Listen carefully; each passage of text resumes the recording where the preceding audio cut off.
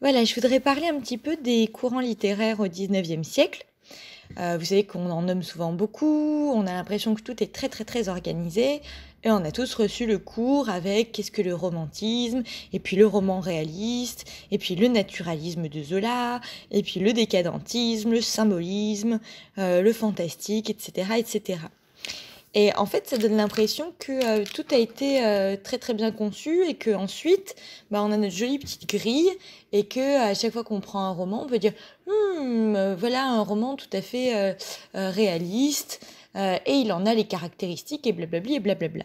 Et évidemment, c'est un petit peu ce que je vous explique à chaque fois, c'est-à-dire que en fait, c'est l'inverse. C'est un petit peu ce qu'on a vu quand on a étudié le regard que porte Aristote sur la tragédie. Je vous avais expliqué que le gars, il dit pas bon, bah voilà, recette de cuisine, voilà comment faire une bonne tragédie. Il prend toutes les pièces, toutes les pièces qu'il peut observer, et puis il regarde celle qui marche le mieux. Et en rétrospective et de manière quasi structuraliste avant l'heure, hein, de toute façon il n'a pas fallu attendre les structuralistes pour comparer et tirer des tendances. Il regarde et il dit bah voilà, toutes celles qui marchent, elles reposent sur ça, ça et ça. Bon, bah en fait, à chaque fois qu'il y a un courant comme ça, c'est un petit peu pareil.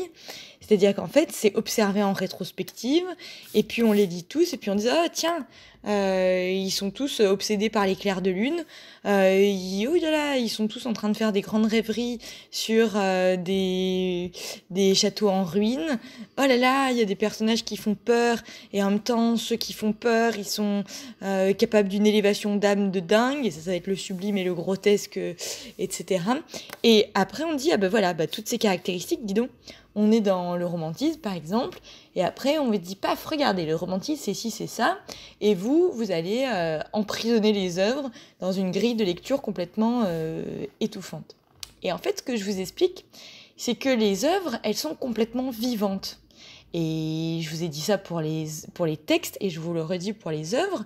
En fait, vous ne supporteriez pas, en tant qu'être humain, et vous auriez raison, qu'on vous étiquette en fonction de caractéristiques extérieures, en disant, bah voilà, la couleur de ses yeux c'est ça, la couleur de ses cheveux c'est ça, la couleur de sa peau c'est ça, donc elle pense ci et ça. Ça se fait carrément pas, quoi.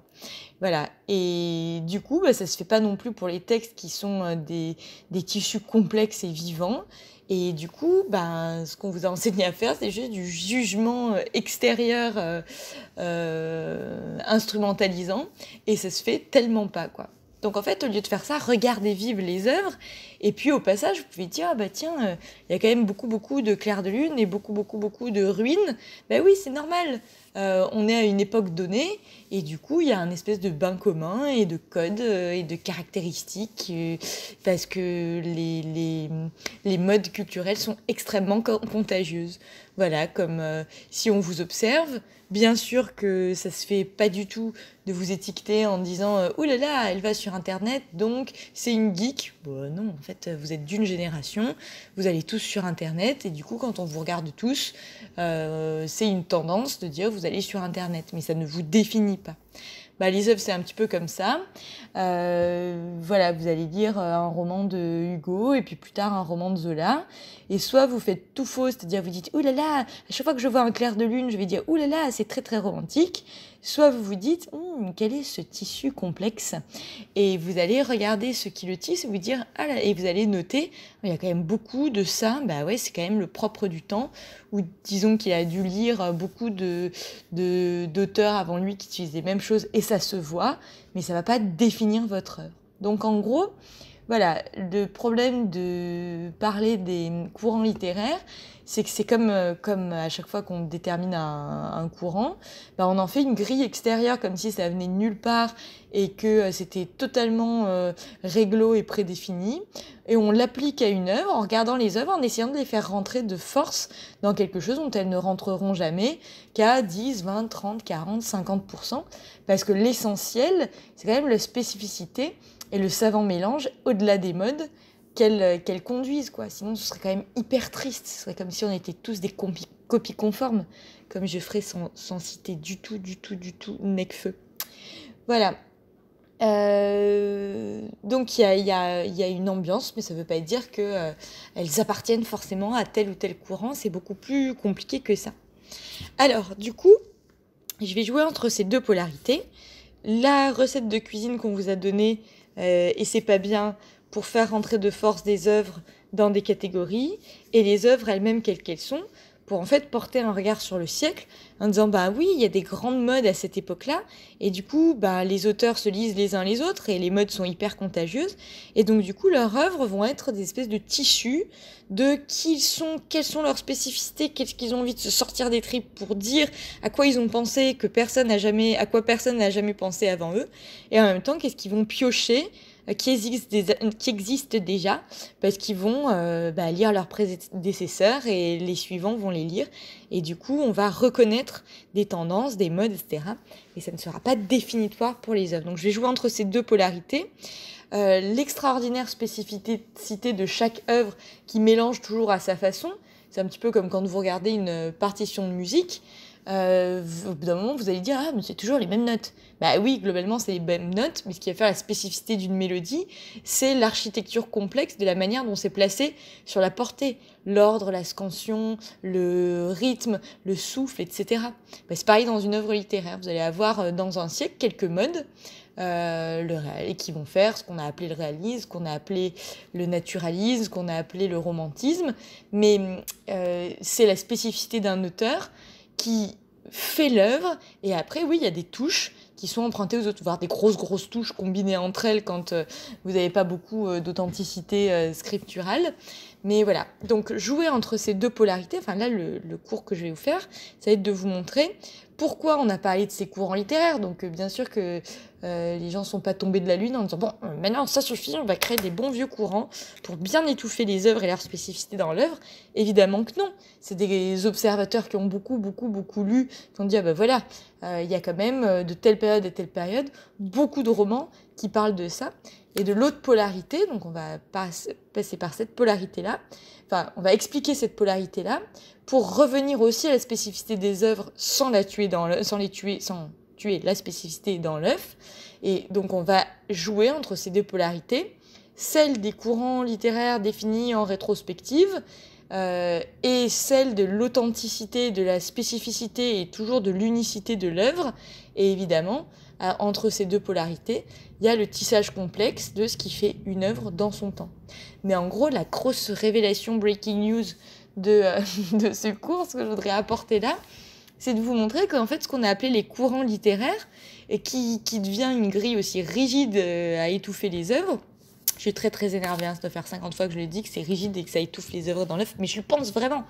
Et c'est totalement inauthentique, et là aussi je me répète, si on nous le faisait à nous, en tant que personne, on serait révoltés, et on aurait raison. En tout cas, de comprendre que... voilà, la révélation que je voulais apporter, je vous ai fait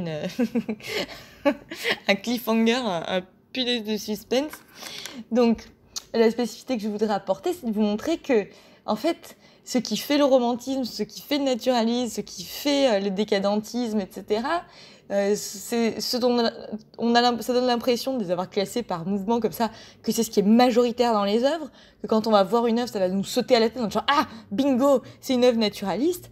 Et en fait, ce que je veux vous montrer, c'est qu'en fait, il y a les œuvres, et en gros, la différence entre un roman romantique et un roman naturaliste dans le même siècle, ça va être concrètement sur l'ensemble de l'œuvre, une variante de 10 à 15% de l'œuvre. Et en fait, on a nommé en rétrospective les courants par leur petite spécificité pour distinguer des œuvres qui se ressemblent beaucoup et qui reposent quand même globalement sur les mêmes œuvres, les mêmes idées, les mêmes modes, les mêmes lectures, parce que les uns lisent les autres, etc. Donc retenez bien ça. En fait, le panorama vu de l'extérieur donne l'impression qu'il y a vraiment des choses extrêmement différentes entre elles, des romans romantiques, des romans naturalistes, des romans réalistes. Et en fait, quand vous lisez les œuvres, c'est beaucoup plus naturel de voir que globalement, elles ont 60% de code en partage et quelques spécificités qu'autre chose. Et en fait, c'est ces spécificités, ces éléments distinctifs qui vont permettre en rétrospective de dire « Ah oui, bah, il y a eu vraiment quelque chose qui s'est passé, qui a créé une nouvelle mode ou de nouvelles envies ou de nouvelles idées, plutôt dans la deuxième moitié du 19e siècle. » Voilà. Mais l'idée, c'est de sortir de cette espèce comment dire, de construction factice qui est d'engueuler les étudiants. Je règle mes comptes avec mon agrégation. D'engueuler les étudiants quand ils remarquent plutôt les points communs entre des œuvres, c'est-à-dire qu'ils vont dire oui, cette œuvre-là nous fait penser à du Hugo, et de pas leur sauter à la tête en leur disant comment ça, mais Hugo c'est du romantisme, et là on est en plein naturalisme, comment vous faites pour ne pas le voir, c'est quand même dingue. Voilà. Et vous avez ces mauvaises hontes-là, parce que par exemple, si vous passez, je sais pas, une épreuve comme le grand oral par exemple, et que vous dites cette œuvre romantique, et que le jury vous dit « Bah non, on est à la fin du 19e, enfin, on est en plein naturalisme », vous allez avoir honte. Alors peut-être que c'est vous qui avez raison, parce que vous êtes tombé sur le passage romantique d'une œuvre naturaliste. Et c'est normal, parce que le naturalisme qu'on a placé plutôt à la fin du 19e siècle procède de la lecture de tellement de romans dits romantiques qu'elle en a assimilé les codes. Et c'est normal qu'il y ait des passages entiers dans des romans réalistes ou des romans naturalistes de romantisme pur, quoi. C'est-à-dire les traits les plus définitoires en rétrospective du réalisme. Voilà. Et du romantisme. Alors du coup, je vais parler de tout ça de manière un petit peu plus spécifique. Alors, du coup, essayer de dire 2-3 choses sur chacun de ces courants-là. D'une part, pour les réviser un petit peu et redonner les codes, et ensuite pour regarder ce qu'on peut un petit peu en penser, quoi. Voilà. Alors, sur le romantisme, je dirais plusieurs choses. Alors, d'abord, il y a une question de mode. C'est-à-dire que, en fait, le romantisme chez nous, on va dire que c'est les premières décennies du 19e siècle. Bien sûr qu'après, tous les autres auteurs vont lire les romans dits romantiques. Et donc, du coup, dans toute la suite du siècle, comme je le disais tout à l'heure, vous allez avoir tous les signaux romantiques qui vont continuer à vivre dans la littérature du siècle. Voilà. Cependant, on le place au début parce qu'il y a vraiment une énorme mode. Et surtout, comme je vous l'ai expliqué, on va nommer le courant à partir du moment où on voit se dessiner quelque chose de nouveau dans le panorama littéraire. Et cette nouveauté qui va constituer peut-être 10% du produit fini littéraire qui est proposé par l'auteur, comme on dit « Oulala, il se passe vraiment quelque chose chez à peu près tous les auteurs de cette période », on va le nommer et en faire un courant. Du coup, dans le romantisme, en fait, c'est la contagion de ce qui se passe un petit peu plus tôt, notamment en Allemagne. Et ça va être toute une question du rapport à la nature, du rapport au temps, du rapport à l'être au monde, au positionnement. Le romantisme va avoir beaucoup à voir avec ce qu'on a vu quand on a parlé de Lamartine. Beaucoup de poètes qui sont inspirés de ce qu'on a appelé les pré-romantiques allemands. Hein. Tout ça, c'est aussi de la dénomination rétrospective et qui est sur ce rapport au monde. Et évidemment, donc en France, ça va prendre une saveur particulière liée à ce qu'on disait à un autre moment sur ce qu'on a appelé le mal du siècle et que j'ai défini un petit peu dans un autre enregistrement. Et du coup, vous comprenez que on est quand même pas mal rêveur quand on a été le roi du monde culturellement parlant pendant des siècles parce qu'on a été un noble, un aristo avec une jolie particule, et qu'après on vous dit non, en fait mec, le monde n'est pas fait pour toi, les codes ont changé et tu te retrouves en errance sur Terre. Et du coup, tu fais une poésie qui est là, ah mon Dieu, je suis en errance sur Terre. Voilà. Et ça induit une certaine rêverie. Donc, du coup, se balader seul, vous voyez ce qu'on a appelé après, parce qu'après on récupère en rétrospective, vous pouvez dire que les rêveries du promeneur solitaire, ça a des aspects pré-romantiques, parce que les romantiques après vont se balader aussi tout seuls dans la nature, en se sentant tout petit par rapport à l'immensité de la nature. On avait déjà ça chez Rousseau, et Rousseau, c'était, il écrivait tout ça dans la deuxième moitié du XVIIIe siècle, et il lisait ses contemporains des autres pays, et ses contemporains des autres pays, comme on y a trouvé les sources d'inspiration de ce qu'on a appelé le romantisme, on les a appelés les pré-romantiques allemands. Voilà. Alors ensuite, dans les signaux, ce qui fait bondir en fait, voilà, quand vous lisez un roman et que vous voulez dire ah, est-ce qu'il est romantique, est-ce qu'il est réaliste, ça, en général vous sautez sur quelques symboles. Donc en gros, les quelques symboles qu'on a recueillis de manière structuraliste, donc là encore je vous dis ça vaut pas grand-chose, c'est voilà, cette idée d'immensité de la nature, de primat de la nature, et du coup de peu de choses des constructions humaines, d'où la question de la ruine. Mais donc souvent vous êtes dans des paysages où il y a un château en ruine. Mais cette question des châteaux en ruine, évidemment, ou des édifices en ruine, des églises en ruine, elle est évidemment symbolique du temps qui passe et de notre petitesse, vanité, vacuité, etc. Mais elle va aussi rejoindre un autre élément qu'on va retrouver dans beaucoup de textes romantiques, qui est la fascination pour l'histoire, pour les contes. Et du coup, le monde médiéval, si vous le regardez du 19e siècle, il est à l'état de ruine. Et du coup, ce que je vous dis là, c'est aussi pour vous expliquer que c'est pas parce qu'il y a un clair de lune que ça va être du romantisme, parce que vous avez des clairs de lune qui sont pas du tout connotés comme ça. Si un clair de lune, il n'est pas un petit peu inquiétant, un petit peu monter des angoisses qu'appelle la fin de journée, un petit peu jeu sur tout ce qui éclaire la nuit par rapport au jour, donc les inquiétudes, les ombres, les fantômes, et là, paf, on va rejoindre les contes et on va rejoindre les mouvements qui vont s'affirmer plus tard, mais qui sont évidemment déjà là-dedans. Le fantastique, c'est l'heure de l'émergence des esprits, des rêveries, etc. Si c'est pas connoté comme ça, c'est pas romantique. Donc si vous voyez un roman même du 19e siècle où vous avez un très joli clair de lune joyeux, avec qui vous font voir des petites mouches à contre-nuit, à contre-lune, c'est pas du tout romantique, quoi, ok? Donc voilà. Et d'une autre façon, vous pouvez passer devant des ruines. S'il y a un personnage qui passe devant des ruines et qui dit « Oh là là, il trébuche sur un caillou », et « Oh là là, c'est parce qu'il y avait une vieille église et qu'on est en train de peindre une vraie ville qui a vraiment existé », là, c'est peut-être juste une peinture réaliste d'un panorama qui existe vraiment. Et vous voyez que ça peut ne rien avoir de romantique. Après, vous pouvez aussi faire des petits jeux si vous êtes un auteur malicieux. Et évidemment que si un auteur qui veut régler ses comptes au romantisme fait trébucher son héros de son roman réaliste sur une ruine en disant « Qu'est-ce que c'est moche ce vieux château ?» Et ben ça veut dire qu'il est en train de faire une jolie mise en abîme en disant qu'il rénove la littérature en passant par une espèce d'allégorie littéraire, son personnage trébuchant sur une vieille ruine et la trouvant moche. Ça peut être la vieille ruine symbolisant le romantisme, une espèce de métonymie métalittéraire, quoi, et allant vers autre chose, la description réelle d'un panorama, puisque l'auteur est en train de célébrer une nouvelle forme d'art, par exemple. Voilà.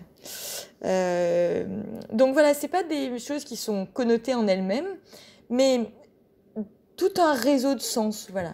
Donc il y a un petit peu cet univers, voilà, de se sentir petit par rapport à un monde, de sentir, d'avoir un peu le seum, hein, en fait, les romantiques, ils ont globalement un petit peu le seum, donc tout ce qui va générer le seum, donc les grands paysages parce qu'ils nous font sentir petits, la nuit parce que c'est le moment où émergent les angoisses.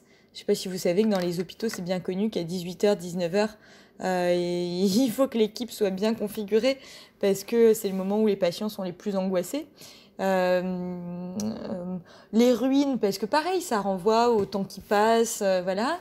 Et puis la fascination pour le passé et ces grandes figures. Alors voilà, c'est là qu'on va réhabiliter donc le roman historique à avoir aussi avec toute cette période-là, parce que tout ce qui est mousquetaire, tout ce qui est voilà, c'est les grands héros du passé. Et là encore, c'est une manière de se sentir petit, comme s'il y avait de la grandeur avant et qu'il n'y en a plus ensuite à l'époque où on vit. C'est le sentiment aussi d'absence de transcendance dans notre modernité. Hein. Elle prend aussi ses racines de là. Donc c'est beaucoup plus complexe qu'il n'y paraît. Et évidemment, ne sautez pas sur un clair de lune ou que ce soit en disant « Ouh là là, qu'est-ce que c'est romantique, qu'est-ce que c'est romantique ?» Voilà. Alors ça, c'est la première chose que je voulais dire. La deuxième chose que je voulais dire, c'est le mot romantique. Et en fait, aujourd'hui, vous savez qu'on a gardé le mot pour dire de quelqu'un « Ah là là, qu'est-ce qu'il ou elle est romantique ?» Et en général, c'est quelqu'un qui est plutôt rêveur et qui se laisse emballer par ses émotions, quoi, voilà. Et en général, qui est capable de grandes gestures, c'est-à-dire de grandes mises en scène pour montrer à l'autre qu'il l'aime. Et en fait, c'est très très ambigu de dire ça comme ça, parce que c'est un dérivé. C'est-à-dire qu'en fait, les héros des romans du 19e siècle, romantiques et qui ont l'âme romantique dans les romans réalistes, en fait, dans les romans réalistes, ils vont avoir cet élan-là, mais pas du tout d'une manière enviable. Si vous suivez Lucien de Rubempré, son histoire, donc dans Illusion perdue de Balzac, donc c'est un jeune homme, et l'idée c'est qu'il a plein d'illusions, et donc il va être romantique en ce sens-là, dans un roman qui est réaliste. Hein. Si vous devez coller votre petite étiquette, Balzac c'est du réalisme, on va voir un petit peu après. Et du coup, les héros, alors on va voir si on dit romantique, romanesque, ou etc. Mais ils ont ce qu'on pourrait dire de romantique, comme on emploie le mot romantique à notre époque. C'est-à-dire, voilà, ils sont fous d'amour et capables de grandes mises en scène pour témoigner de leur amour. Et notamment, voilà, Lucien de Rubempré, qui est un très très jeune homme dans Illusion perdue au début. Il est amoureux d'une femme qui est un peu plus âgée que lui. Alors, j'ai fait mon topo sur la femme de 30 ans, on passe, hein, à l'époque, c'est dingue d'avoir 30 ans et d'essayer de séduire. Et les auteurs s'en donnent à cœur joie là-dessus. Et Naïs de Bargeton, si je déforme pas son nom, mais je crois pas. C'est la grande dame de Angoulême. Donc ils sont dans un bled, et donc ça c'est ha ha ha, c'est censé faire rire, on fait rire sur la province arriérée. Ça aussi ça se discute, hein, c'est pas très jojo. Mais voilà, on fait rire sur la province arriérée. Et donc c'est la grande dame d'Angoulême qui tient un petit peu salon littéraire chez elle, et donc tout ce qui réfléchit le mieux, crée le mieux, etc. à Angoulême se retrouve chez elle. Et comme Lucien il fait de la poésie, il va déclamer ses poésies chez elle, et tout le monde trouve ça très très bien. Et lui, il est fou d'amour pour elle, il fait des poèmes sur elle, etc. Et tout ça, aujourd'hui, on dirait « Oh là là, qu'est-ce que c'est romantique !» Et en fait, la plupart des héros des romans de cette époque, chez Stendhal, chez Balzac, etc., ils ont voilà, leur cœur de jeunes hommes qui va dans ce sens-là au début. Et ensuite, dès qu'ils voient une femme qui est un peu plus jeune, qui a un petit peu plus de prestance, etc., paf, bah, ils changent de cible dans leur élan du cœur. Et du coup, ils se mettent à être affreux avec la femme qu'ils ont aimée. Et notamment, il y a une scène en général très très lâche, pas méchant, mais vraiment vraiment lâche. Et les auteurs nous donnent accès à leur intériorité, et ils se mettent vraiment à penser énormément de mal de la personne qu'ils ont aimée.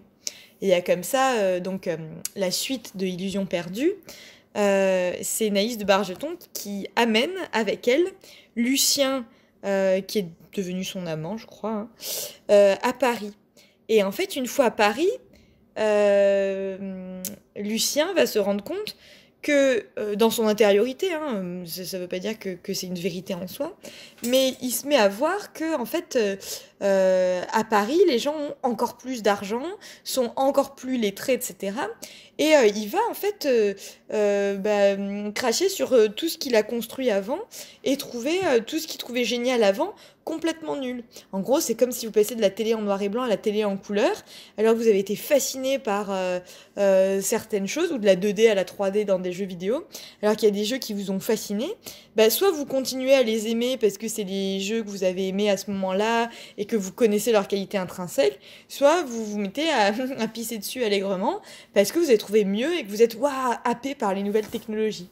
Bon, bah ça arrive souvent, hein, ne jetez pas la pierre à Lucien si vous avez fait comme lui. On est tous très très très infidèles, et on fait même ça avec les êtres humains de plus en plus. C'est ce que Zygmunt Bauman a appelé l'amour liquide, hein. Vous savez qu'il a conceptualisé la société liquide, là où on passe d'un conjoint, enfin d'une chose à l'autre sans s'y attarder, la société du jetable appliquée à l'humain. Donc il a écrit aussi l'amour liquide pour expliquer ça. Je pense que c'est beaucoup plus compliqué que ça, hein. En fait, oui, on est happé, mais au moment quand vous avez bien été happé, avec un petit peu de chance, vous revenez à votre intériorité profonde, parce que sinon vous devenez fou et la vie n'a aucun intérêt, quoi. Donc oui, vous êtes happé, mais en principe, vous avez rapidement fait le tour. Sinon, ça devient de la fascination aliénante, quoi. Et c'est tout le principe, tourner vers l'extérieur, pouf, revenir à l'intérieur. Et là, les 2 semaines qui viennent, là, c'est parce qu'on fait revenir vers l'intérieur. Voilà. Mais c'est ça. Soit vous pouvez être happé par les écrans et oublier que vous êtes enfermé chez vous, soit vous revenez vraiment à votre intériorité et vous suivez ce mouvement vers l'intérieur. Vous avez le choix. Voilà, donc oui, voilà, donc cette espèce voilà, de capacité à être happé par l'extérieur, sans fidélité, sans cultiver les graines qu'on a semées, etc. C'est effectivement quelque chose qu'on retrouve dans notre hypermodernité et qu'a critiqué Bauman. Et évidemment que le constat est bien réel, hein, on est dans une société du jetable. En même temps, c'est pas parce qu'on est dans une société du jetable qu'on agit tous comme ça.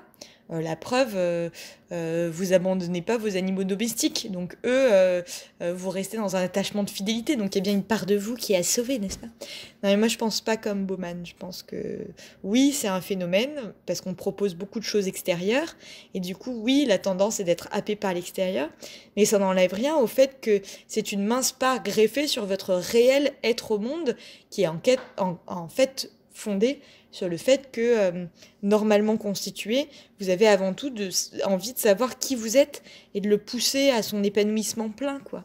Et ça, c'est pas parce que vous vous laissez happer plus que vos prédécesseurs par les écrans, et c'est pas parce que momentanément vous êtes aliéné par la société du jetable que vous allez adopter sur le long terme et dans tous vos comportements le jetable. Et là aussi, c'est comme avec les courants littéraires. Nommer une société liquide, c'est montrer un phénomène qui a atteint tout le monde et porté atteinte à 10% de notre intégrité. Je schématise évidemment, mais c'est pas non plus qui sommes-nous devenus à l'heure de la modernité. Voilà, oui, il se passe ça à ce moment-là, mais la majorité de notre être reste, selon qui vous êtes, hein, parce qu'il y a des gens très très matérialistes, mais vous pouvez avoir de grandes aspirations, même au XXIe siècle, et être quelqu'un de très idéaliste, de très, très transcendantal, de très mystique, de très fidèle, même dans une société du jetable, du matériel, de la technologie, etc., etc., évidemment. L'amour liquide, vous en avez, enfin la société du jetable appliquée à l'humain, vous en avez une image, de toute façon à travers les sites de rencontres, hein, vous voyez quand vous swipez sur Tinder, mais pas vous, n'est-ce pas, vous n'allez pas sur Tinder, vous ne consommez pas de l'humain, vous ne swipez pas. Et bien si vous voulez ne plus jamais faire ça, lisez l'ouvrage de Judith Duportail, L'amour sous algorithme, où en fait, donc c'est une journaliste qui s'est interrogée en lisant un article sur le score de désirabilité sur Tinder. Elle s'est demandé ce que c'était, elle a mené l'enquête. Et en fait, voilà, l'idée de son récit, c'est que sur Tinder, évidemment, tout est fait pour vous faire non pas trouver l'âme sœur, mais consommer du Tinder. Et du coup, en fait, ce qu'il faut que vous compreniez, c'est que si vous allez sur Tinder, même si vous tombez sur quelqu'un de bien, vous allez vous dire « Ouh là là, si je suis tombée sur quelqu'un de bien en si peu de temps, il y a peut-être mieux en rayon. » Et ça, c'est une logique consumériste appliquée à l'humain. Du coup, même si vous commencez à vous engager dans une relation, vous allez compulsivement continuer à regarder ce qu'il y a en rayon. Voilà. Et à continuer d'essayer, même si vous avez trouvé. Et du coup, vous n'êtes pas concentré sur votre relation. Et du coup, en gros, vous lui donnez tous les moyens d'échouer alors même que vous venez à peine de la commencer. Et en fait, c'est le but de Tinder, puisque le but de Tinder, c'est de vous faire consommer du Tinder. Voilà. Parce qu'évidemment, c'est pas une société, comment on dit, sans intérêt en termes d'argent, faite pour votre bien-être et votre développement en tant que personne. Non, non. Pas du tout. Voilà, donc petite digression. Donc Lucien de Rubempré, il va suivre cette logique-là. Hein. Ça vous montre que quand on parle de société liquide comme phénomène du siècle, etc., non, le fait de swiper, c'est déjà à l'œuvre chez Lucien. Ça prenait plus de temps et la société le permettait moins. Mais l'appel du swipe, l'appel à consommer de l'humain, elle a toujours été dans l'être humain. Voilà. Du coup, Lucien, il arrive à Paris et il voit des femmes beaucoup plus riches, beaucoup plus érudites. Et du coup, il y a une scène où il est à l'opéra ou au théâtre, mais je crois que c'est à l'opéra, avec la Bargeton et la cousine de la Bargeton, qui est la version parisienne plus riche, plus cultivée de la Bargeton. Et du coup, il regarde Lucien, il regarde sa maîtresse là, et d'un coup, il y a une énumération fatale, et il la regarde et il la trouve trop blanche, trop maigre, trop rousse, et l'énumération finit où il la désigne comme un os de sèche. Donc, je sais pas si vous voyez ce que c'est une sèche, une espèce de truc qui ressemble à un calamar. Et dedans, vous avez l'os de sèche, quoi. C'est le truc en forme de... Je sais pas comment vous décrire ça verbalement. De chapeau allongé, je sais pas, de pic de la flèche, arrondi, j'en sais rien. Voilà, mais en tout cas, c'est un truc vaguement transparent. On dirait un bout de plastoc, quoi. Donc, imaginez, il finit sa description en disant comment avait-il pu aimer cette femme trop rousse, trop maigre, trop blanche, trop démodée, trop vieille. Voilà, ce véritable bout de plastoc. Merci, sympa. Voilà. Et donc en fait là vous voyez que voilà quand romantique, quand c'est synonyme d'être capable d'un grand élan du cœur, il y a des héros romantiques en roman réaliste qui en général ont des grosses qui sont tombés fous amoureux, qui sont obsédés par les femmes, mais en fait dès qu'ils rencontrent mieux, paf, en fait ils deviennent obsédés par une autre femme, etc., etc. Voilà. Du coup, il y a aussi dire ah là là, comme c'est romantique. Dès qu'on vous met 2 chandelles sur une table, un dîner aux chandelles, comme c'est romantique. Évidemment que dans aucun des romans les plus romantiques du 19e siècle, vous n'avez oh là là, ils mangèrent aux chandelles. Surtout que c'était un petit peu l'électricité de l'époque, donc ça n'avait rien de forcément romantique.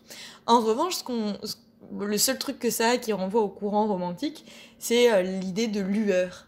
Et lueur, ça évoque voilà l'heure où un petit peu tout est possible. Comme je vous disais, c'est un petit peu l'heure de la magie, des démons potentiels, des peurs qui appellent l'ombre, etc.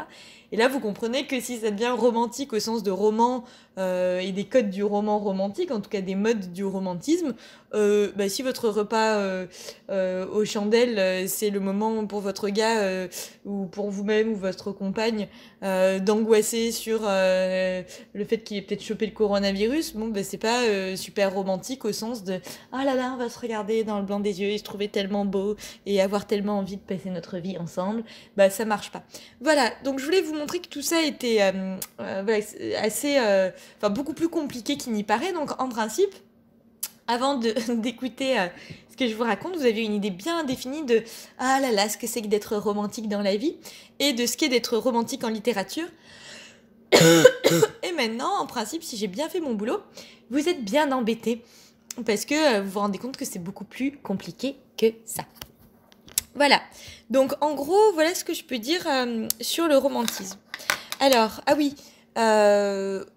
ouais, il y a aussi ce dont je parlais l'autre fois, à savoir que le romantisme ne touche pas seulement le roman, ça touche aussi le théâtre. Et là, on a parlé, pendant un cours, on avait parlé de Hernani et le drame Cromwell et de la préface de Cromwell, etc. Et donc c'est aussi un contre-courant parce que du coup, comme je vous l'avais expliqué, il y avait des codes littéraires dans les écrits littéraires d'avant. Il y a eu d'autres modes avant la mode du romantisme. Et du coup, c'est ce qui va faire les 10, 20, 30% de nouveautés, c'est de ne pas utiliser les mêmes codes. Et du coup, je vous avais expliqué que dans la littérature qui précède, quand on est un personnage à l'âme élevée, on marche pas dans une crotte de chien. C'est exactement ce que va contrecarrer Hugo dans le drame romantique, avec ce que je vous avais expliqué. Dans Hernani, par exemple, le roi, qui est un personnage censé être important, dans une pièce de théâtre du XVIIe siècle, si vous êtes roi, on vous fait pas prendre la honte. Et là, à un moment, il veut se cacher comme n'importe quel mortel, et il se retrouve, je vous l'avais dit, à 4 pattes caché derrière un tableau, et c'est pas la classe, quoi. Voilà. Et il pique des colères, voilà. Donc ça, c'est l'idée que je caricature du grotesque et du sublime, qui est beaucoup plus complexe que ça. Le mélange du grotesque et du sublime, ça va chercher aussi dans toute la tradition shakespearienne, où tout est moins cloisonné, on en avait parlé aussi. Je vous avais dit que Stendhal avait écrit un Racine et Shakespeare, Donc il y a toute une réflexion à cette époque sur est-ce qu'on mélange ou est-ce qu'on mélange pas. Est-ce qu'un personnage sublime est sublime jusqu'au bout ou est-ce qu'on va mélanger le fait que les personnages sublimes, ils ont le hoquet, ils disent des bêtises, ils trébuchent. Et là, en fait, Shakespeare ne cloisonnait pas comme nous cloisonnions à l'époque de Shakespeare chez nous. Et du coup, les romantiques vont se revendiquer de Shakespeare. Et évidemment, là aussi, c'est pour telle part de Shakespeare. Je ne vous refais pas la question du dosage qui finit par normer en rétrospective.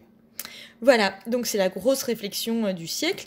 Et ce sublime et le grotesque, on va aussi le retrouver mélangé à la fascination dont je vous ai parlé pour l'histoire, le conte et ce qui fait un peu flipper dans un personnage comme le Quasimodo dans Notre-Dame de Paris de Hugo. Vous voyez, c'est le gars qui fait peur a priori, il a quelque chose de monstrueux, alors j'espère pour vous que quand vous voyez quelqu'un qui a une difformité physique, vous n'êtes pas là « Oh, le monstre !» etc. Mais bon, visiblement, c'est ce qu'a récupéré Hugo. Oh là là, mon Dieu, un monstre peut être capable d'avoir une âme. Voilà, donc ça c'est... En gros, si je le dis sans moquerie, sans vilaine moquerie de vilaine fille, Hugo va prendre ce qui fait peur et montrer l'élévation d'âme au sein de ce qui fait peur. Et en cela, il décloisonne et il fait ressentir à son lectorat des émotions contradictoires, mêlées, qui secouent et qui vont faire ce qu'on a appelé en rétrospective le romantisme. Si je le dis en me moquant, c'est qu'en fait, si tu théorises, ça donne l'impression que, oh là là, on ne se doutait pas que quelqu'un qui avait des difformités physiques pouvait être élevé dans son âme. Et ça, je trouve ça hyper choquant, quoi. C'est la moindre des choses que de considérer que, a priori, toute personne humaine, et quel que soit son physique, soit capable, A, d'être un abruti fini, B, d'élévation d'âme sublime. Voilà. Voilà. Il avait beaucoup de fascination pour ça, Hugo. Je ne sais pas si vous connaissez son roman L'homme qui rit. Voilà, c'est l'histoire d'un enfant qui a été récupéré et qui devient une bête de foire. Et pour ce faire, on le mutile physiquement et du coup on lui ouvre un sourire d'une oreille à une autre. Et cette cicatrice donne l'impression qu'il sourit tout le temps. Voilà, donc c'est un outil de répulsion et en même temps c'est un symbole qui va être repris avec le clown triste. C'est-à-dire, derrière ce sourire permanent, en fait, il y a un personnage tragique. Et donc, ce personnage, il donne l'impression de sourire tout le temps. En même temps, son sourire, c'est une cicatrice. Donc, c'est déjà tragique en soi. Enfin, c'est déjà porteur d'une dimension totalement autre que la farce, la grosse rigolade, etc. Et en plus, on va avoir accès à son intériorité. Et évidemment que c'est pas une intériorité souriante. Donc voilà pour le romantisme. Du coup, les courants qui vont suivre, réalisme, naturalisme, décadentisme, etc., vont être quand même extraordinairement ancrés là-dedans. Et dans les romans réalistes, on va avoir un enchâssement du romantisme, c'est ce que je vous expliquais. C'est-à-dire que déjà, les romanciers des décennies qui suivent ont tellement lu les auteurs romantiques que leur œuvre elle est encore porteuse de tout cet héritage. Et ensuite, des fois, ils vont créer des personnages qui reprennent les codes romantiques pour s'en moquer. Donc les élévations sublimes, on va les mettre à l'épreuve du réel, c'est ce que je vous expliquais dans notre mot romantique tout à l'heure. Et du coup, les personnages de Balzac et de Stendhal, c'est pour ça qu'on va les dire réalistes, c'est que en fait ils vont reprendre les codes du romantisme et les auteurs vont prendre un malin plaisir à montrer à quel point en fait ils les abandonnent en 2 minutes et pour s'enthousiasmer pour un autre métier, une autre femme, etc. Lucien de Rubempré, c'est aussi un homme qui se veut grand poète, etc. Et dès qu'on lui propose d'utiliser sa plume pour gagner beaucoup plus d'argent, en fait, il vend son âme dans le journalisme et il n'hésite pas à descendre des très bons romans et à se moquer d'eux alors qu'il les a adorés. Alors oui, le pauvre, ça lui fait quelques petits cas de conscience parce que ceux qui ont écrit ce roman formidable, c'est ses meilleurs amis de la vie. Donc, mais il va finalement écrire une chronique pour les descendre. Juste pour se faire de la thune, voilà. Mais au début, tant qu'il n'a pas percuté que quand il fait ça pour tout le monde qui n'est pas son ami, c'est quand même horrible, il le fait et il est très très très content de lui. Et c'est le fait de devoir écrire un article contre le sublime roman d'un de ses amis et d'être obligé de le descendre pour se faire de la thune, qu'il va percuter que c'est pas bien ce qu'il fait. Voilà. Oh, pauvre petit Lucien. Et donc, du coup, vous avez ce principe qui est double plaisir. Quand vous vous moquez d'un courant littéraire, en fait, vous le faites vivre encore. Par exemple, les personnages dans leur jeunesse qui reprennent, les jeunes personnages des romans réalistes qui reprennent les codes des héros romantiques, aspiration sublime. Vous vous rappelez de Ruy Blas dans la pièce, le personnage éponyme de la pièce de Hugo. Je suis un ver de terre amoureux d'une étoile. Voilà, c'est en fait un homme de peu qui est amoureux d'une reine. Voilà, et du coup, il a des aspirations sublimes pour elle. Ces aspirations sublimes pour des personnages haut placés, on va les retrouver chez Lucien de Rubempré. Seulement, à l'épreuve du réel, paf, on va voir qu'ils sont totalement prêts à abandonner cet idéal pour un autre. C'est un petit peu le coup que fait, je sais pas si vous êtes, on n'arrêtera jamais avec cette chanson là de téléphone, on l'entend toujours, sur Cendrillon. Et en fait, ils prennent le conte, Cendrillon. Avec Cendrillon, elle a rencontré le prince charmant, elle est jeune, belle, etc. Ils se marièrent et eurent beaucoup d'enfants. Ça, c'est la version romantique. Et la version réaliste, c'est de reprendre ça. Ah là là, qu'est-ce qu'elle est belle, qu'est-ce qu'elle est jeune, qu'est-ce qu'elle rencontre un homme. Bon, tout ça, c'est un peu du bullshit. Vous pouvez être très heureuse sans rencontrer de prince charmant. Voilà. Après, dans la chanson, elle commence à boire, à traîner dans les bars.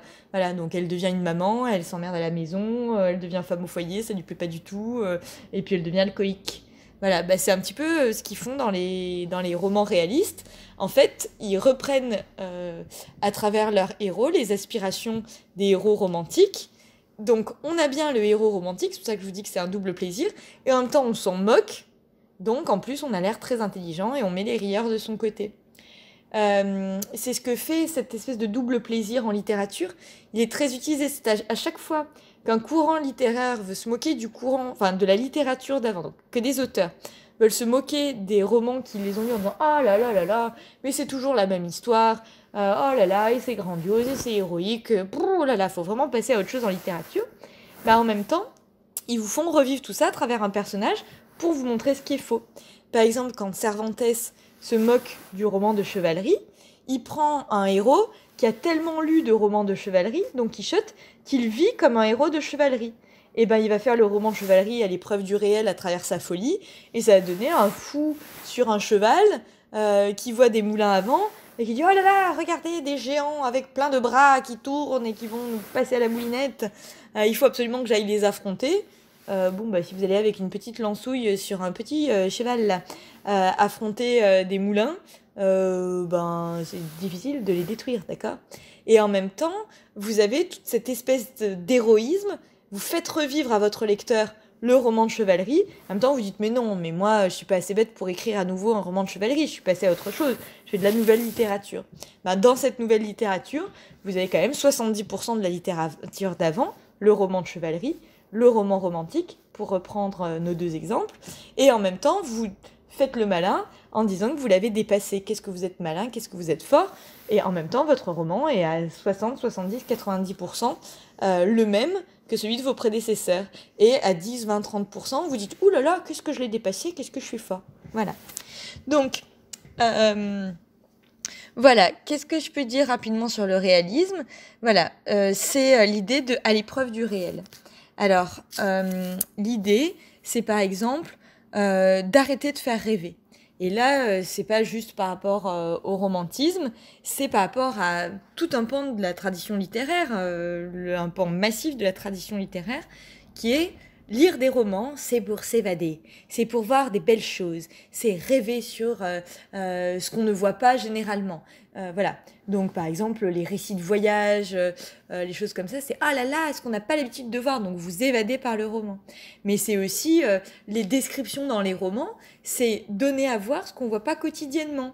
Donc, dans les récits de voyage, quand on vous dit que tel animal est comme ci, que la température est comme ça, que les arbres sont comme ça, c'est parce que vous ne voyez pas ça quotidiennement. Et donc, ça vous fait rêver. Si vous êtes à Paris-Centre et qu'on vous parle, si vous êtes à Paris-Centre au XIVe siècle et qu'on vous parle d'un palmier, ça fait vachement rêver. Si on vous parle d'un platane, c'est un petit peu moins dépaysant, d'accord ? Du coup, vous avez aussi ça pour l'idée de richesse. comme la richesse est encore extraordinairement monopolisée par une part toute petite de la population, et ben c'est à cela que les descriptions sont consacrées, parce que quand vous, petit lecteur, qui a pas l'habitude de voir l'intérieur des palais des rois et des reines, ben quand on vous décrit le palais, vous êtes là, oh, c'est incroyable, oh, je savais pas qu'on pouvait faire des grosses tables en argent massif, c'est dingue, voilà. Et du coup, quand, c'est pas la dernière fois, je relisais la chanson de Roland, parce que je sais m'amuser. C'est un truc que j'adore copieusement quand même, la chanson de Roland. Et en fait, il y a une description où ils sont sur le champ de bataille et on en est au combat singulier. Donc on les voit gros plan, deux par deux, ils sont en train de se massacrer. Et c'est des scènes absolument gore, je pense qu'on en a parlé quand on a fait de la littérature il y a 2 ans avec certains d'entre vous. Et notamment, il y a un personnage qui se fait trancher en deux, cheval compris, c'est-à-dire qu'on part du crâne et la scène décrit, voilà. Et il se fait fendre le crâne entre les 2 yeux, entre le nez, sa bouche est séparée en 2, et puis ses côtelettes, et puis ses fesses, et puis jusqu'à la selle du cheval, et puis jusqu'à l'articulation de l'os de la hanche du cheval, et jusqu'à l'herbe verte où on voit beaucoup de sang rouge. Ok. Et en fait, ce qui est drôle, enfin c'est pas drôle, il y a un mec qui se fait massacrer, mais ce qui est drôle littérairement, c'est que à un moment où il fend l'armure, le mec se met à décrire l'armure. Donc en fait, il est en pleine scène hyper gore, il fait « Oh, regardez les jolis joyaux incrustés dans l'armure, comme c'est beau, comme c'est beau. » Et c'est dingue parce que ça fait un arrêt sur image, alors qu'on raconte, on est en pleine scène de bataille, donc « Oh là là, regardez, le sang se répand, la cervelle jaillit du cerveau. Oh, les jolies escarboucles, regardez, c'est de l'or incrusté, ou de diamants sertis de... Oh là là, mais qu'est-ce que c'est? Ouh, quelle est cette pierre précieuse? C'est magnifique. » Voilà. Et en fait, voilà, concrètement, il y a un arrêt sur image parce qu'on ne va pas se priver d'une description de quelque chose qu'on voit tellement rarement. Et là, bah, c'est l'armure d'un homme super riche et du coup, on n'en voit pas tous les 2 jours. Donc, tiens, lecteur, regarde, mets-en plein la vue. Et on fait un arrêt sur image. Donc, en général, les descriptions, c'est montrer des choses qu'on ne voit pas tous les jours aux gens. Et c'est pour ça, en fait, et le roman réaliste vont dire, bah non, on va peindre ce qu'on voit tous les jours. Et ça, oh, c'est nouveau. Et c'est pour ça qu'il y a plein de gens qui n'aiment pas les romans réalistes, parce que ça fait pas rêver. Et du coup, on peut se demander quelle est la pertinence des descriptions du roman réaliste quand, en fait, ça peint ce qu'on connaît tous. Voilà. Quand on parlera de Houellebecq, si on a le temps de parler de Houellebecq, la description de ce qui environne le héros des romans de Houellebecq, c'est ce qu'il y a chez vous aussi. Il porta ses yeux vers la revue publicitaire Monoprix et il se dit « Tiens, je dois avoir 14 € sur ma cagnotte, il va falloir que j'aille acheter des boîtes de maïs parce qu'il y a une promo sur les conserves et que même avec la promo, je peux faire valoir ma cagnotte. » Bah, ça, c'est votre quotidien. Bah voilà, beau roman réaliste, bonjour. Tradition qui perdure pendant des siècles, bonjour. Voilà, c'est votre quotidien, mais on va y attacher des grandes descriptions. Et en fait, la grande découverte, c'est que décrire des objets du quotidien, c'est aussi fascinant parce qu'ils sont signifiants. Ils portent en eux-mêmes une génération, la vacuité d'une génération, l'obsession d'une génération, et ils font vestige, etc. Donc il y a tout ce truc-là. Et c'est la fameuse description de la pension Vauquer dont je vous parlais, qui est donc le liminaire, donc qui est au début du Père Goriot, le roman Le Père Goriot de Balzac. Et en fait, y en a plein qui disent « Moi, je veux pas lire la suite de ce roman, c'est tellement chiant. » Le mec commence par décrire pendant des pages comment la moquette est usée et les meubles sentent tel bois mal nettoyé, mal ciré, avec la couche de graisse qui s'est déposée dessus parce que c'est un peu à l'abandon. Voilà. Et il y en a plein qui disent « Mais pourquoi j'irais lire un truc pareil ?» Voilà. Et après, vous avez donc les gens, les gens, coucou, on est les gars qui bossent sur la littérature, et je vous l'avais expliqué, on est les œnologues de la littérature. C'est-à-dire que nous, ce qui nous fascine, c'est de sentir la terre argileuse dans ce vin de 2002, alors qu'en 2002, le soleil n'a pas projeté sur les vignes suffisamment de soleil pour qu'il ait cette saveur-là. Oh là là, mon Dieu, c'est un cru vraiment exceptionnel. On fait ça en littérature, et donc la description de la pension Vauquer, nous, on se délecte avec ça, parce que c'est hyper signifiant, ça dit tellement de choses, c'est fascinant par, justement, le détail le plus trivial. Voilà, évidemment, ça va valoir aussi pour l'intrigue. Vous voyez bien la différence entre un roman genre Notre-Dame de Paris, voilà, avec ces personnages-là, ça se passe dans le clocher de Notre-Dame de Paris, donc des lieux qu'on ne voit pas, les lieux cachés au public, avec des êtres monstrueux qui vivent dedans, et une femme qui est une gitane, etc., avec des sentiments d'amour fous, exacerbés, d'un homme qui fait peur mais qui a un cœur. Voilà, bon, bref, c'est quand même une histoire qui prend aux tripes. Et vous voyez le différentiel avec l'histoire d'une bourgeoise qui épouse un gars en se disant oh là là, il va me... Non, pardon, la nana est fille d'un paysan, quoi. Et elle rencontre un médecin du coin. Et elle se dit, ouh là là, médecin, c'est la classe.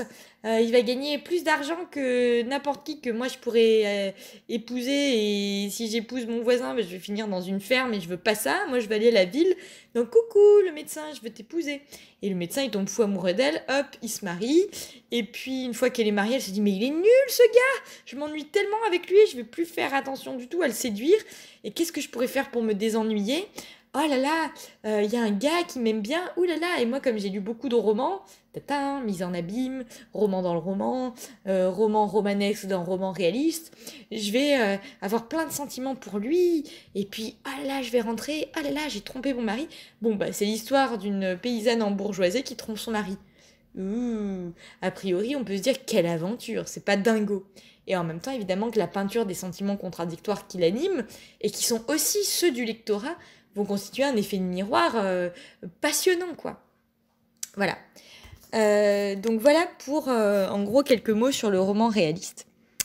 Ce qui est intéressant, c'est de voir que voilà, le naturalisme, c'est ce qu'on a appelé le naturalisme, ça change mais quasiment rien du tout à romantisme et à réalisme. Et quand vous lisez les romans de Zola, qu'on a appelé dans nos cours le chef de file du courant naturaliste, en fait, il y a tout le romantisme et tout le réalisme. Et en fait, si vous le lisez, c'est normal que vous ayez envie de dire tantôt que c'est un roman du courant romantique, tantôt un roman du courant réaliste. Mais vraiment, insurgez-vous contre la personne qui vous dit mais comment vous pouvez dire ça? C'est du naturalisme. Qu'est-ce qu'on vous a appris au lycée? Parce que oui, un roman naturaliste, comme je vous l'ai dit, c'est quand même à 80-90% un roman à la fois romantique et réaliste. Voilà. Donc qu'est-ce que le naturalisme apporte? En fait, c'est la définition. En fait, c'est des gens qui se rejoignaient entre potes, les soirées de Médan, donc chez Zola, et en fait qui disaient bon, qu'est-ce que sera le roman de notre époque? Et du coup, Zola avait sa petite formule race, milieu, moment. Alors race, bon, c'est plutôt ce qu'on appellerait aujourd'hui la génétique. Voilà, mais eux, c'était complètement décomplexé de parler de race, hein. Mais en fait, c'est ce qu'on appellerait maintenant la génétique, et là, ça doit vous mettre la puce à l'oreille, parce que notre génétique actuelle, elle est aussi hyper dangereuse. Est-ce que vous avez des bons gènes? Est-ce que vous avez des mauvais gènes? Est-ce que vous avez le gène du cancer?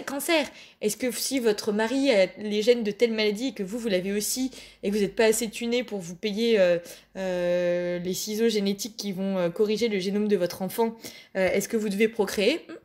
Est-ce que c'est pas des questions hyper dérangeantes, tout ça? Voilà. Donc c'est pas, oh là là, les gens étaient fous, ils parlaient de race à l'époque, et nous, on est super cool, on parle de gènes, mais ah non, on n'ose pas parler de race. En fait, les deux époques sont hyper tendancieuses, et il y a une part tendancieuse dans l'homme qui est de se vouloir meilleur qu'il n'est et de créer des hiérarchies dans la population avec les êtres parfaits et les êtres imparfaits, avec la tentation de créer une société parfaite. Et ça, que vous disiez race ou que vous disiez gène, c'est super dangereux. Fin de la parenthèse.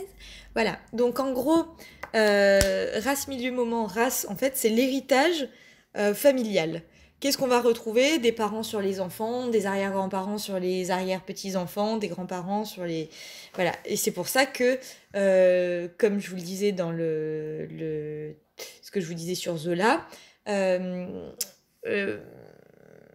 c'est l'histoire d'une famille sous le Second Empire pour faire vivre ce que Zola fait comme rang constitutif de son équation romanesque, race, milieu, moment, la filiation. Voilà. Donc ça, je vous renvoie un petit peu à ce qui a été dit. Donc j'irai assez vite sur le naturalisme. Milieu, c'est l'époque. Pardon, milieu, c'est le milieu social, et moment, c'est l'époque.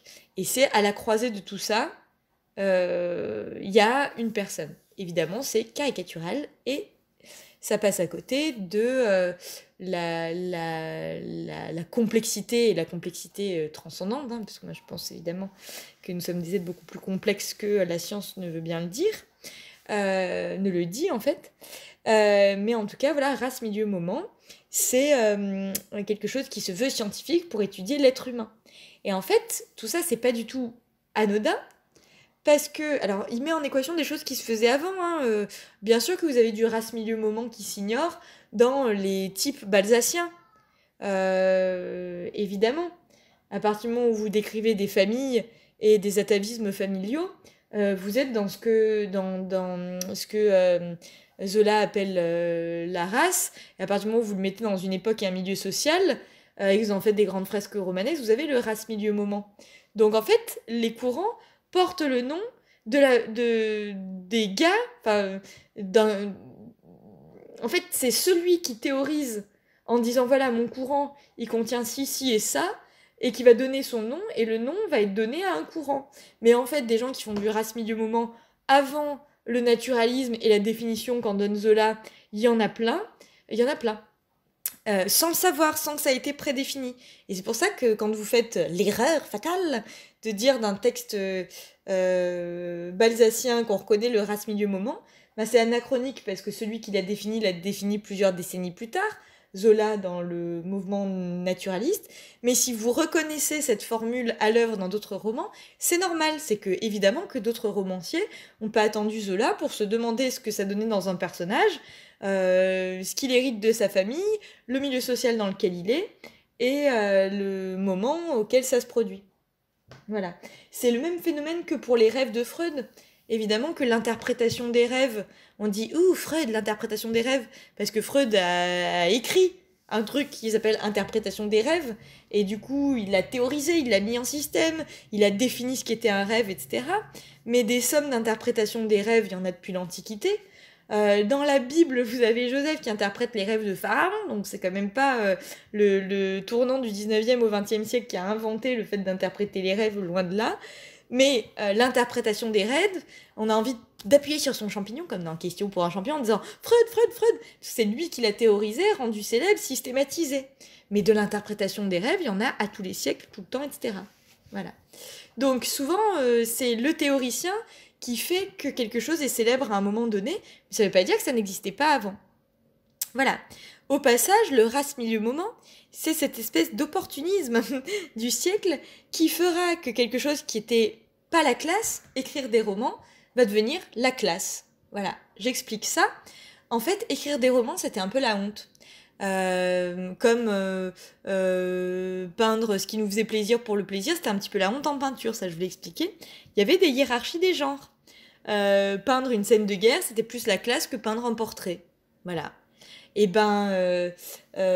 écrire un roman, c'était moins la classe qu'écrire une poésie, et qu'écrire en vers, c'était censé être le sommet de la littérature, et c'est pas faux, hein. On a vu, quand on étudiait le XVIIe siècle, l'orfèvrerie littéraire à l'œuvre dans certains passages raciniens, par exemple.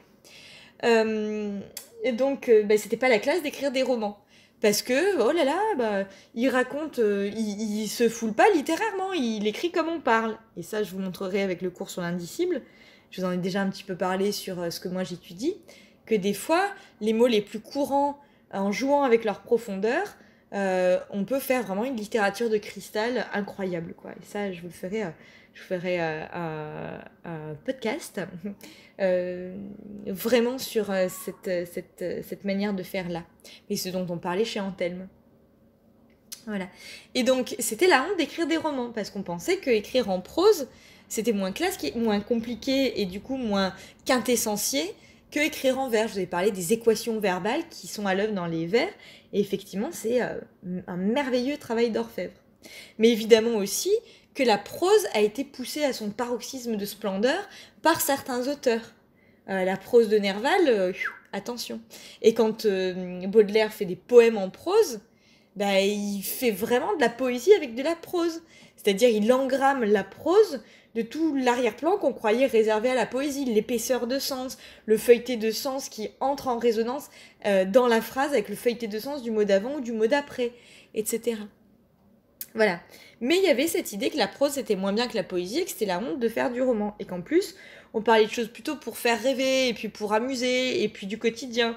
Et que tout ça c'était moins la classe que le sublime qu'on pouvait trouver en poésie. Il y avait cette idée d'élévation sublime. Si vous lisez de la poésie, vous allez dans un autre monde sur l'échelle de la transcendance. Alors que si vous lisez du roman, vous allez sur un autre monde parce que vous lisez ce qui se passe ailleurs. Mais c'est pas dingo au niveau de l'élévation de votre âme. C'est ce qu'on pensait. Voilà. Et en fait, le truc, c'est que ça, c'est pour les siècles, genre 17e siècle. Si on est au siècle de la spiritualité chrétienne, d'une certaine forme de mystique, si on pense que le corps, c'est naze, et que tout est esprit, et que le sublime, c'est l'élévation de l'âme dans les hautes sphères de la pensée, et l'accès à autre chose que le prosaïsme de la vie quotidienne, évidemment qu'on va considérer que ce qui va avec, c'est le vers, parce qu'il vous fait faire un effort de connexion, et une fois que vous avez chopé le train de la connexion à la poésie, paf, vous allez dans un ailleurs, comme on l'a vu avec Lamartine, quand il s'élève par le biais de sa poésie lui-même. Voilà. En fait, donc, le truc, c'est que, du coup, c'était la honte d'écrire des romans. Vous savez que Madame de Lafayette a écrit sous pseudonyme, alors même qu'elle a écrit un roman incroyable.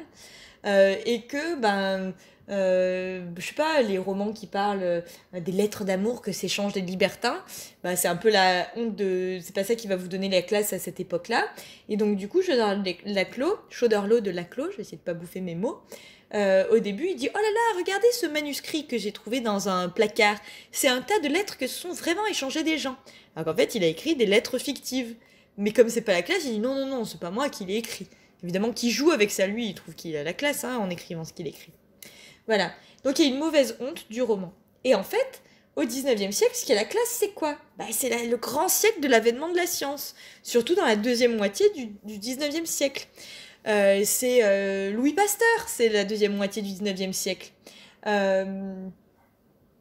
Donc du coup, l'observation en laboratoire, ça va être aussi les grandes découvertes scientifiques. C'est le début, l'ancrage, ça s'ancre dans la philosophie positive, Auguste Comte, qui pense que par la raison, c'est une philosophie qui met en avant le fait qu'on est entré dans l'ère de la raison et que la raison va amener à sortir de l'obscurantisme du passé et on va être tellement raisonnable qu'on va avoir le paradis sur Terre. Et ça, ça a été complètement détruit par les génocides, la Shoah et Auschwitz, qui a montré qu'on peut mettre la raison au service de la destruction de l'homme par l'homme, et c'est le complexe d'Auschwitz. C'est ce qui se fait de plus rationnel. Et oui, c'est ce qu'il y a de plus de rationnel, de plus destructeur et de plus monstrueux. Donc le rationnel dingue plie le concept de rationalité jusqu'à son contraire, et tout comme l'amour peut devenir la haine, l'hyper-rationalité peut devenir de l'irrationalité extrême. Voilà, donc... Ok, on était ancré dans le positivisme. Le positivisme, les cours de philosophie positive d'Auguste Comte, c'est les années 45-50. Donc, la deuxième moitié du 19e, ancrée dans cette philosophie, va développer la méthode scientifique, et c'est pour ça que des figures comme celle de Louis Pasteur, avec l'idée... Alors, c'est pas un scientifique...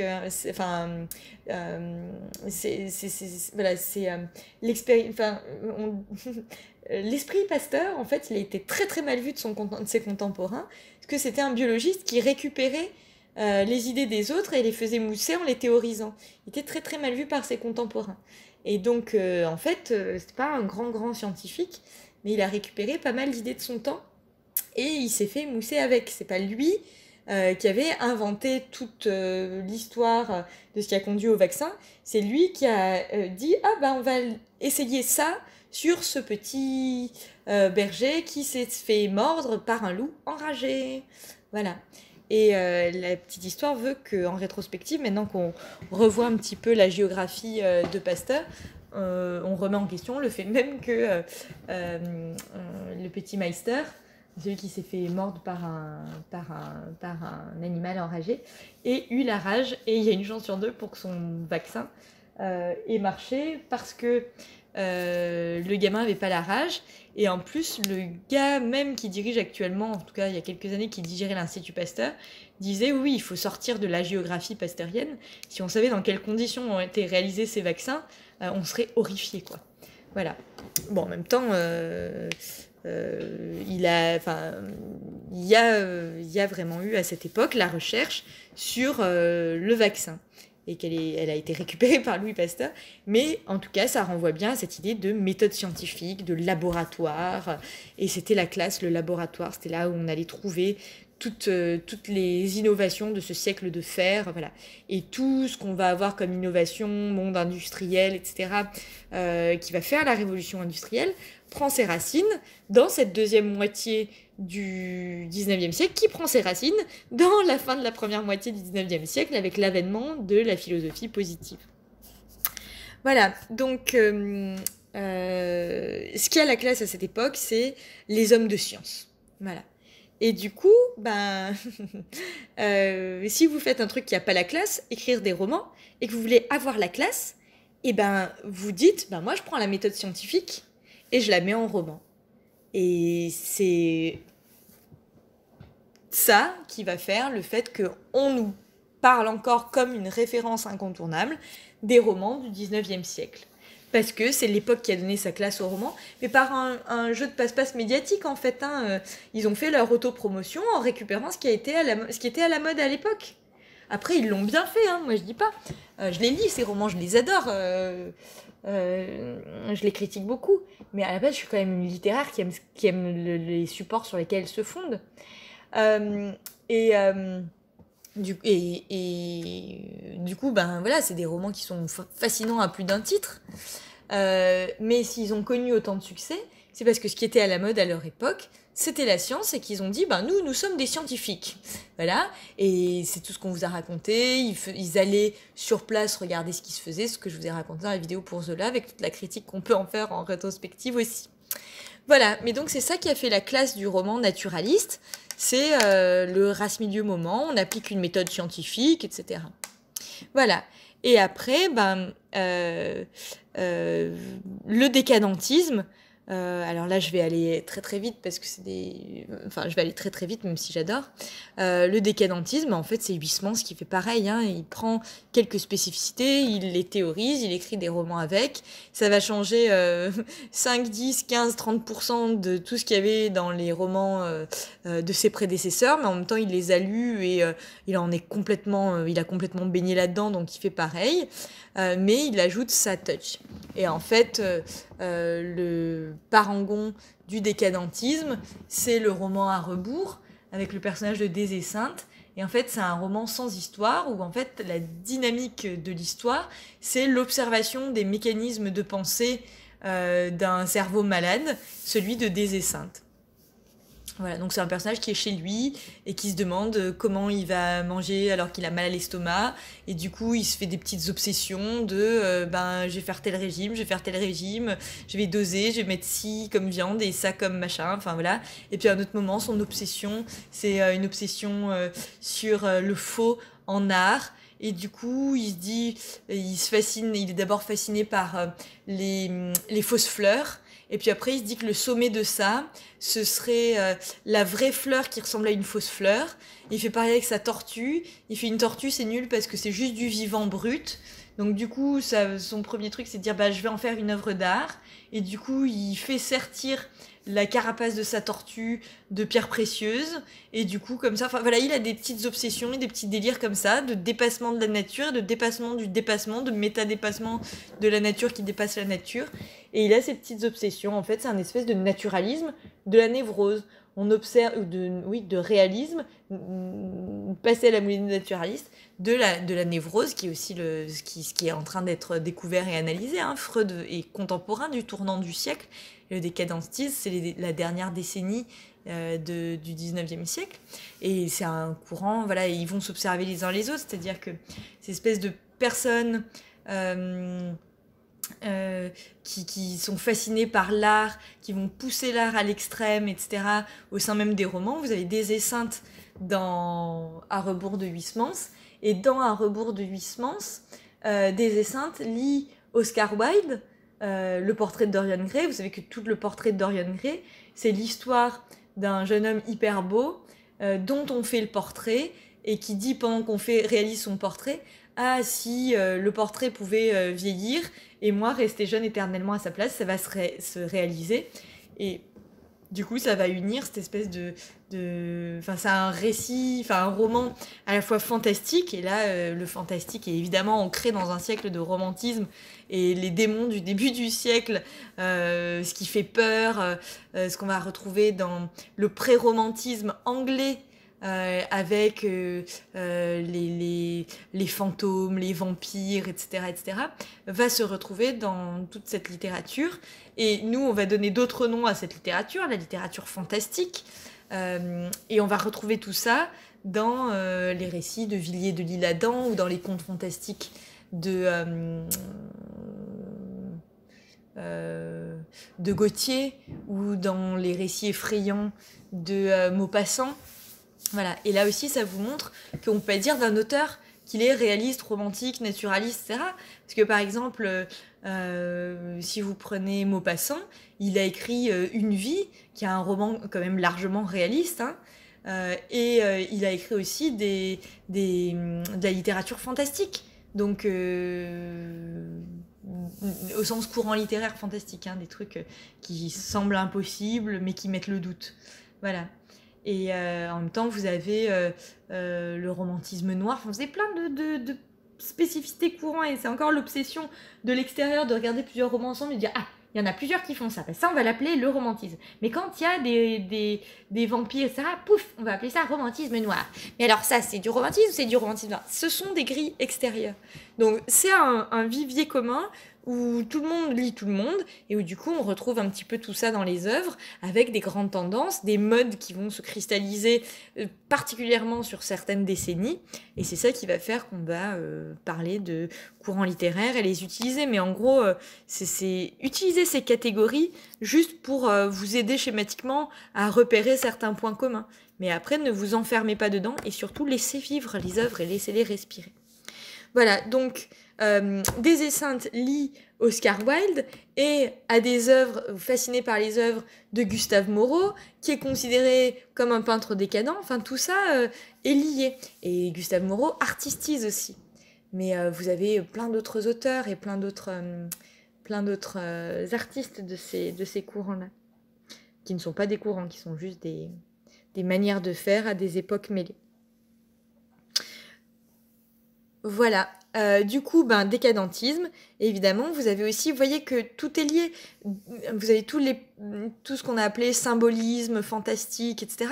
Mais symbolisme, donc ça va être très très axé sur le rêve, vous avez ça en peinture avec Puvis de Chavannes, vous avez ça aussi en poésie, avec des poésies complètement oniriques, et tout ça, bien sûr, vous voyez, quand on va parler ensuite du mouvement surréaliste, qui est très centré sur le rêve aussi, bien sûr qu'il s'ancre aussi dans le fait que les surréalistes ont lu énormément de littérature symboliste et vu énormément de tableaux symbolistes. Mais après, c'est surréaliste parce qu'ils ne font pas la même chose du rêve que leurs prédécesseurs. Et c'est aussi la période de Freud, tournant du siècle, avec l'étude des rêves. Voilà, donc tout ça est complètement lié. Donc le cours que je vous fais là, d'ancrer vraiment les œuvres dans leur temps, c'est pour vous montrer tout ça et sortir des visions hyper schématiques.